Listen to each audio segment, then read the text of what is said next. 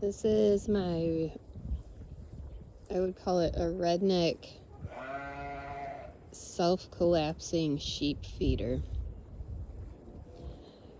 I do a lot of use what I got here. So I like those ones made by Premier and other sheep and goat companies, the self-collapsing round bale feeders for sheep where they're shorter than these panels are shorter, and then they just move in on their own as the sheep eat so that they can reach it. So this is what I came up with.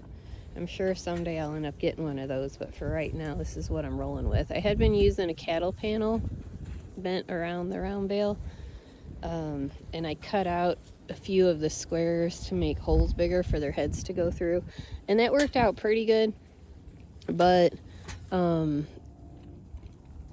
not fantastic, and it rips out ear tags is the main problem of it when they stick their head through there. And I just got a couple Texels, and they have a little bit wider heads than some of the Katahdins, so it wasn't ideal. So rolling with this is the first bale I've put in there, and there's 15 sheep, 2 alpacas, and a llama that eat off of this bale, and as you can see, it's working out pretty good.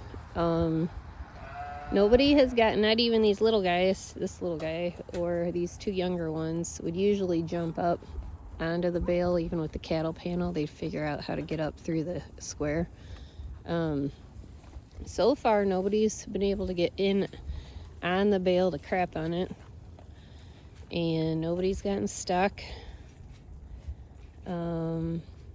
In the morning lately, I have taken a flake or 2 off the top, and I throw it down onto this side and then to that other end, just so that everybody gets a little bit more to eat right away.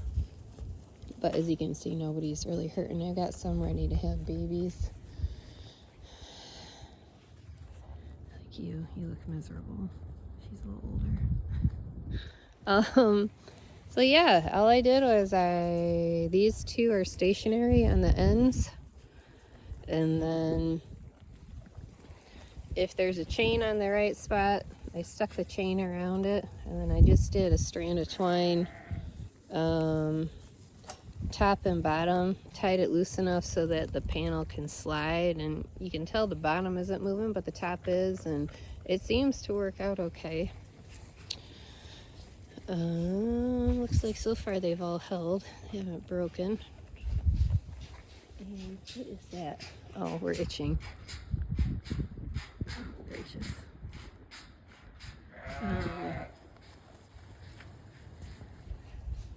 What do you think? You could go a week without food, huh? We need another cold snap to get a little weight off of this guy.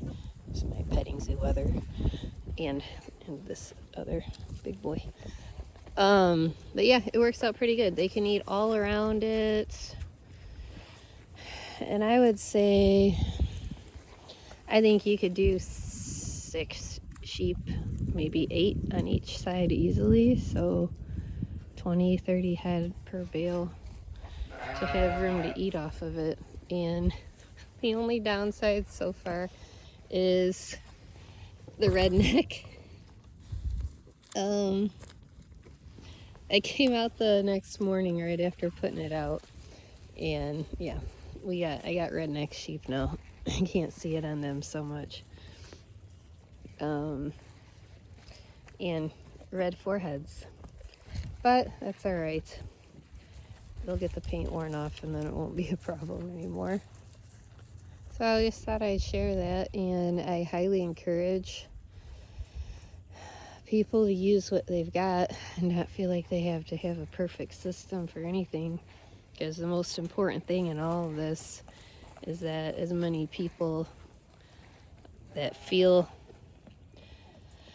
the need or the call to learn how to care for livestock and keep some of this stuff going, the better. So there's a lot of mindset sometimes that we have to have a certain amount of money or a certain amount of property or the right equipment best of the best to do this, and you really don't have to. The animals honestly don't care, and you give them what they need and make sure it's safe enough, and you roll with it. And that far outweighs not doing something just because you don't have it set up perfect. So take that into the new year. Redneck sheep feeder, words of encouragement.